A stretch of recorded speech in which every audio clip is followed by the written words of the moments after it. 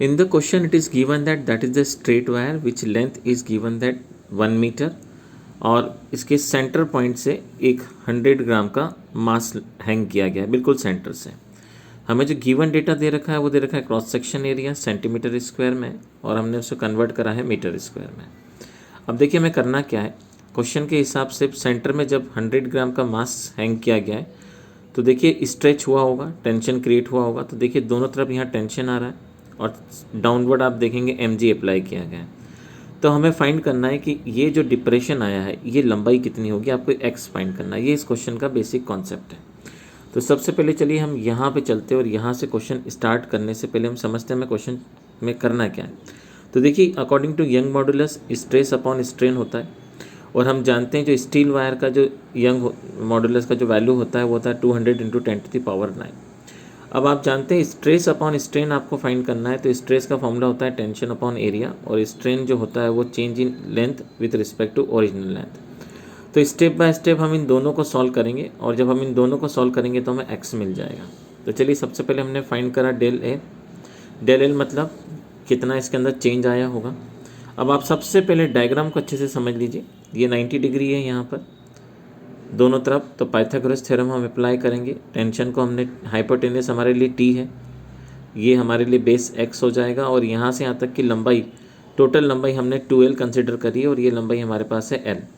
तो हम इसी में पाइथागोरस अप्लाई करते हैं। तो जैसे हमने पाइथागोरस अप्लाई करा, लेकिन सबसे पहले हम देखें लंबाई में परिवर्तन कितना आया होगा, तो टोटल 2AD। तो फिर से डायग्राम में चलते हैं, यहाँ से लेकर यहाँ तक आप देखेंगे ये नीचे की वायर ये रहा इतना हैंग्ड हुआ है, ये वायर इतना हैंग्ड हुआ है, तो AD प्लस AD,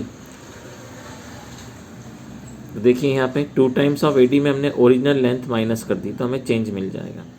अब आप एक काम करिए, पाइथागोरस अप्लाई कीजिए AD पे। AD अभी मैंने आपको बताया हाइपोटेनियस है, तो यहाँ से l square plus x square हमें मिल जाएगा। और इस प्रकार से आप देखेंगे तो AD आपके पास 2 टाइम्स था, क्योंकि आप दोनों लेंथ काउंट करेंगे, टेंशन यहाँ पर भी है और टेंशन यहाँ पर भी है, तो इस प्रकार से वो 2 टाइम्स हो जाएगा। सो ये 2 टाइम्स हो गया। अब देखिए यहाँ से मैंने l स्क्वायर कॉमन करा है क्योंकि अब मेरे को मैथमेटिकल कॉन्सेप्ट अप्लाई करना है। तो जैसे ही हम यहाँ से l स्क्वायर कॉमन लेते हैं तो देखिए इसके नीचे तो l स्क्वायर इसके पास है नहीं, तो इसके अपॉन में आ जाएगा और इस प्रकार से आपको एक्सप्रेशन दिखेगा। अब आप देख रहे होंगे मैंने यहाँ पे मेंशन करा है यूजिंग द बाइनोमियल थ्योरम। ये पूरा मैथमेटिकल कॉन्सेप्ट है।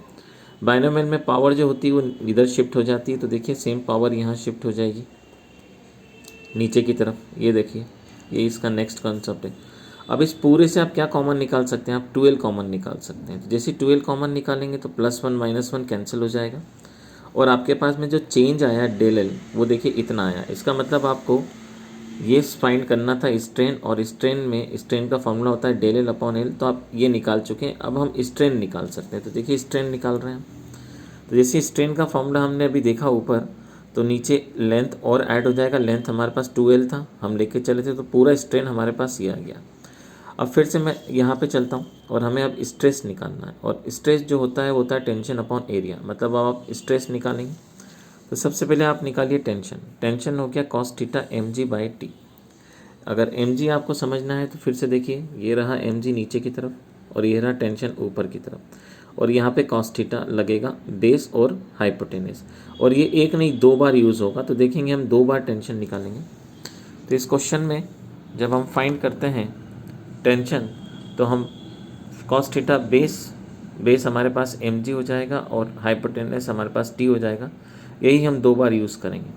तो इस प्रकार से हमारे पास cos थीटा की वैल्यू भी आई इस फॉर्म में, टेंशन के फॉर्म में। अब एक्चुअल में cos थीटा अगर आपको फाइंड करना है तो फिर से आप cos थीटा डायग्राम में देखेंगे तो cos थीटा होता है बेस अपॉन हाइपोटेनस, मतलब x अपॉन t।